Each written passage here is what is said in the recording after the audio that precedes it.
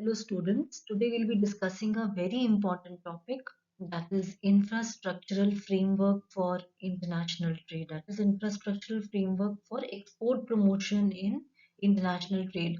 Whatever measures the Indian government is taking, whatever infrastructural framework the Indian government is making for the promotion of export. See, India has a comprehensive institutional setup to promote international trade. Exporting firms need to understand and appreciate the institutions involved and the functions carried out by them. See, the Department of Commerce is the prime agency of the country to promote international trade. You can see from here institutional setup for international trade promotion in India. It has been divided into six bodies.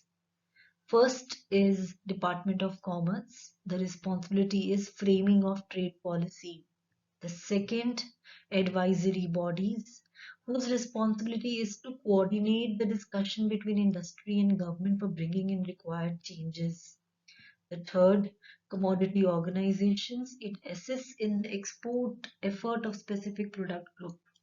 The fourth body, service organizations. It facilitates and assists exporters to expand markets. Fifth, government trading organizations. It handles export-import of specific commodity.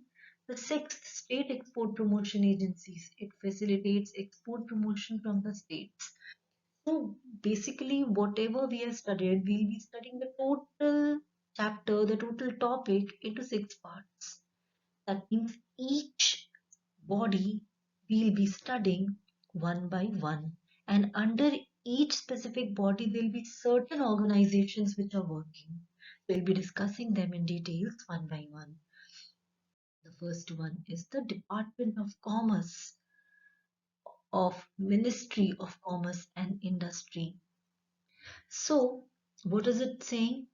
The Department of Commerce is the primary governmental agency which is responsible for developing and directing foreign trade policy and programs, including commercial relations with other countries, state trading, various trade promotional measures, and development and regulation of certain export oriented industries. Basic uh, function of the Department of Commerce is that it is supported by a massive institutional setup at union and state government levels, carrying out a range of trade facilitation activities. Now, there are certain principal divisions of the Department of Commerce which are engaged in the export promotion, and we'll be studying them one by one. The first one is the Economic Division. The Economic Division is generally, it takes part in export planning, formulating export strategies, periodic appraisal, and review of policies. It also maintains coordination with and control over other divisions and various organizations set up by the Ministry of Commerce to facilitate export growth. The second division of Department of Commerce is the Trade Policy Decision.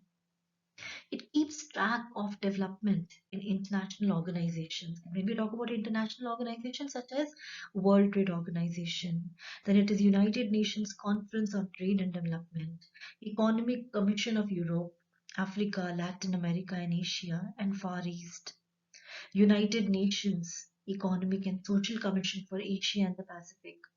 The Trade Policy Division is also responsible for India's relationship with regional trading agreements such as European Union, NAFTA, that is North America Free Trade Agreement, SAFTA, South Asian Free Trade Area, Commonwealth, etc. It also looks after non-tariff barriers.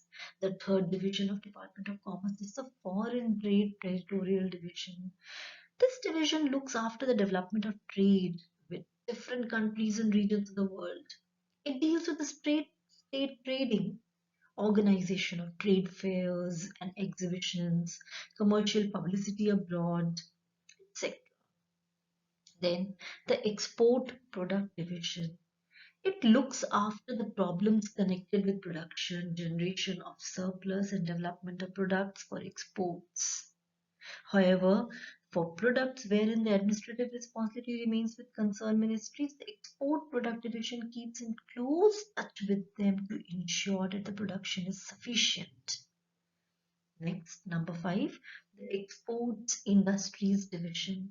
It is responsible for development and regulation of export products like rubber, tobacco, handling the export promotion activities relating to textiles, woolens, handlooms, ready-made garments, silk, jute products, handicraft, coir products, etc. The Export Services Division. It deals with the problems of export assistance such as export credit, export house, transport, free trade zones, dry ports, quality control, pre-shipment inspection, etc. Now, when we talk about the Department of Commerce, we studied there were certain divisions, functional divisions of Department of Commerce.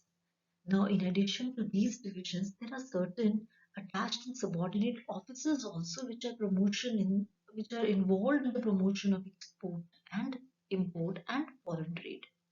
So these subordinate offices, when we talk about them, the first one is DGFT. DGFT is Directorate General of Foreign Trade. This is responsible for execution of export-import policy announced by the Government of India. It is headed by the Directorate General of Foreign Trade. That means the foreign trade policy which the country is making, and it is making once in 5 years, and if it is implementing and making any kind of changes every year, this is done by the Directorate General of Foreign Trade. The Directorate also looks after the work relating to issuing of licensing and monitoring of export obligations. Then the next, Directorate General of Commercial Intelligence and Statistics. Now, the Directorate General of Commercial Intelligence and Statistics was set up in 1962 and headquartered at Kolkata. It is responsible for collection, compilation, and dissemination of trade statistics and commercial information. The institution also brings out a number of publications mainly on inland and coastal trade, statistics, revenue statistics, shipping and air cargo statistics. Third, Directorate General of Anti-Dumping and Allied Duties. This is constituted in April 1998, and this Directorate of General Anti-Dumping is responsible for carrying out anti-dumping investigations and also to recommend wherever required the amount of anti-dumping duty under the Customs Tariff Act on identified articles which would be adequate to remove injury to the domestic industry. So here we have finished the first institutional framework, that is the Department of Commerce. We come to the second institutional framework, that is the advisory body. Now, what are these advisory bodies? Now, advisory bodies, they generally help in interacting with the trade and industry and also helps in accelerating the coordination among the various departments and ministries which are concerned with export promotion. Generally, it helps in coordination between the various departments. The Government of India has set up various advisory bodies for promoting international trade. One of them is the Board of Trade. Now, this Board of Trade was set up in 1989, May 1989, under the chairmanship of Union Minister of Commerce and Industry. And it was reconstituted on 1st April 2005 with an eminent representative from trade and industry as its chairperson. Now, who are the official members of the board? There are certain dignitaries, secretaries of commerce and industry, finance, revenue, external affairs, textile chairman of ITBO, chairman of or MD of ECGC, MD of Exim Bank, and deputy governor of Reserve Bank of India, all are official members of the board. Now, the board generally terms of reference of the Board of Trade are given below. See, board plays a very important role. It helps in advising the government on policy measures for preparation and implementation of both short-term and long-term plans for increasing exports, Second, to review the export performance.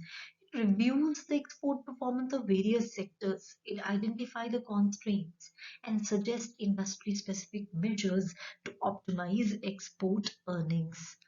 Third, to examine the existing institutional framework for exports and suggest practical measures for further streamlining to achieve the desired objectives.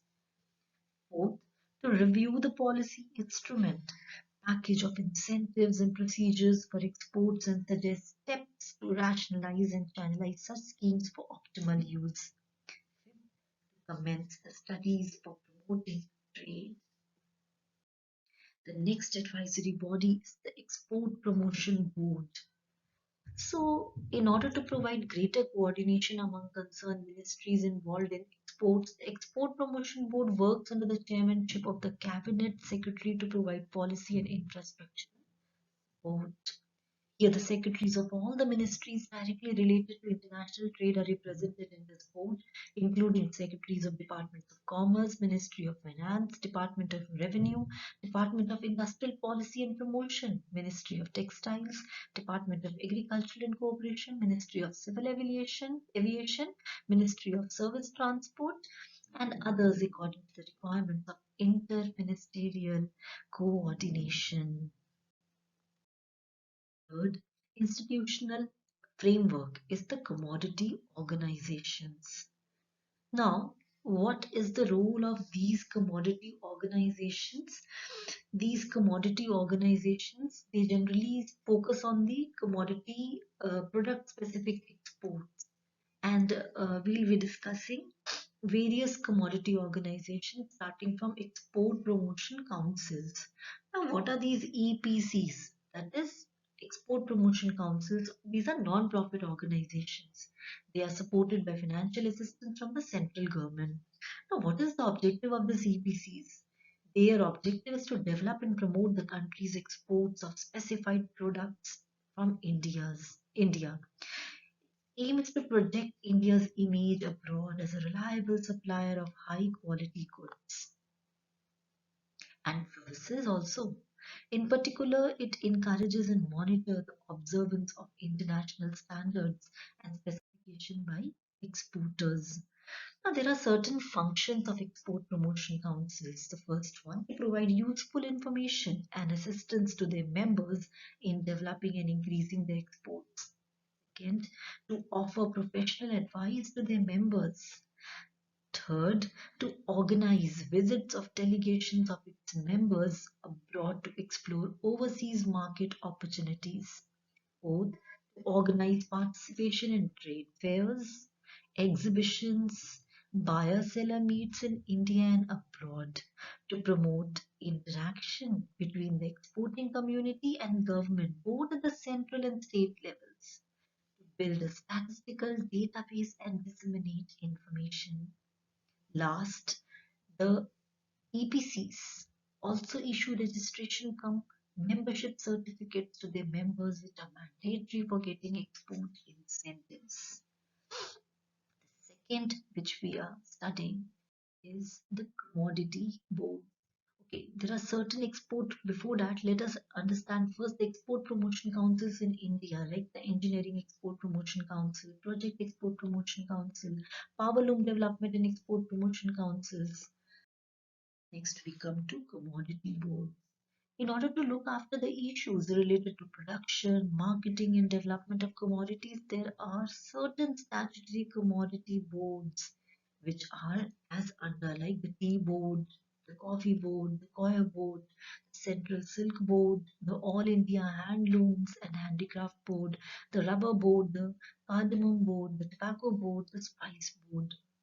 Now, what are the functions of these commodity boards? They provide an integrated approach to production, development, and marketing of the commodity under their purview. They act as a linkage between Indian exporters and importers abroad. Third, they formulate and implement quality improvement systems like research and development programs, education and training of farmers, producers, packers, and exporters on management practices. Number four, they also act as an interface between international agencies like IPC, Geneva, Food and Agricultural Organization, United Nations Industrial Development Organization. Fifth, they collect and disseminate information on production, processing, and marketing of the products under their purview. Fifth, sixth, export promotion activities. They also do it like participation in international trade fairs, organization buyer, seller meets, inviting foreign delegates, and taking Indian delegations up. We come to the fourth institutional framework, that is autonomous bodies. Now, what are these autonomous bodies? There are certain autonomous bodies which are working for the promotion of export in India. The first one is the Agriculture and Processed Food Products Export Development Authority. Now, this was set up in 1986 as an act of parliament, and it looks after the promotion of exports of agriculture and processed food products. It also acts as a linkage between Indian exporters and global markets. See, the products which are coming under this authority are also termed as scheduled products. It includes fruits, vegetables, products, meat products, poultry and poultry products, dairy products, confectionery, biscuits, bakery products, honey, jaggery, sugar products, cocoa, chocolates, alcoholic and non-alcoholic beverages, cereal products, cashew nuts, groundnuts, etc. Next, we come to Marine Products Export Development Authority. The Marine Products Export Development Authority is also an autonomous body under the Ministry of Commerce. It was established in 1972. It is mainly helping in increasing the export-oriented production, specifying standards, processing and export marketing of all kinds of fisheries and its products. It offers a comprehensive range of services to exporters was to develop export of marine products from India, including market promotion. See, next we come to the fifth institutional framework, that is service institutions. How service institutions are helping in the promotion of export in India. So we'll be studying here certain service institutions. The first one is the Indian Institute of Foreign Trade. It was established in 1963 as an autonomous organization by the government of India, and it was established to induce professionalism in the country's foreign trade management. It has contributed towards making foreign trade policies, rationalizing the framework of procedures and documentation, and developing the country's international trade strategy. The major objectives of IIFT. The first one is to impart professional education in modern management techniques in the area of international business. Second is to enable participants to appreciate the interrelationship between the diverse and the complex task of international business. Third, to develop capacities among business executives and government officials for improved understanding of various trade and economic issues. Fourth, to conduct high quality research that addresses domestic as well as world trade and business issues. The fifth, the Institute also conducts capacity building programs and research apart from basic foundation programs in international business. Next, we come to Export Inspection Council. Now, this Export Inspection Council, as the name suggests, is responsible for the enforcement of quality control and compulsory pre-shipment inspection of various commodities meant for export. It is headquartered in New Delhi.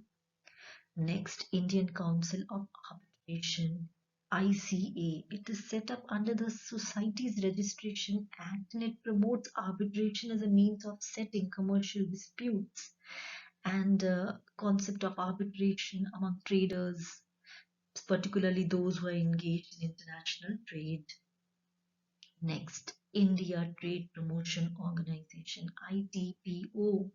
It is a premier trade promotion agency which helps in promoting India's export.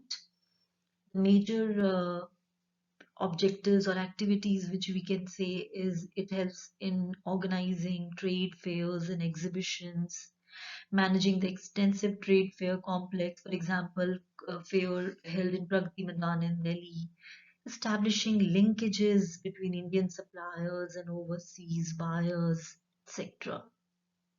Next, we come to is National Center for Trade Information. See, it has been set up as a registered company in March 1995, and why it is set up for collection and dissemination of trade data and improving information services to the business community, especially small and medium enterprises. It is also a non-profit joint venture.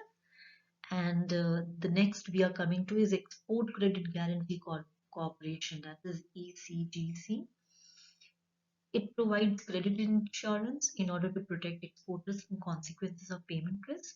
It can be both political and commercial risk, and also to expand their business overseas without the fear of loss. Next institution which we'll be studying is the Export Import Bank of India, which we also call it as Exim Bank. See, the Exim Bank was established in September 1981. Its main objective is to provide financial assistance to exporters and importers.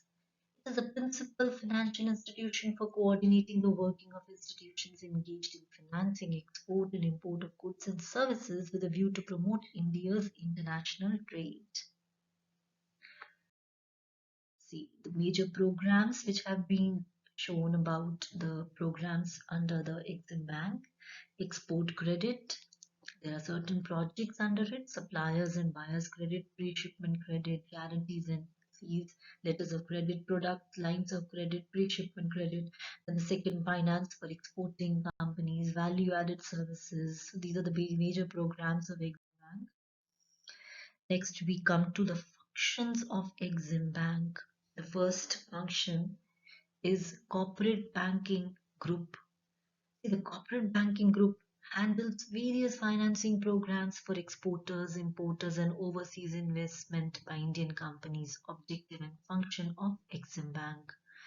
Next, project finance and trade finance. See, the project finance and trade finance under Exim Bank deals with the services related to export credit, such as pre-shipment credit, suppliers credit.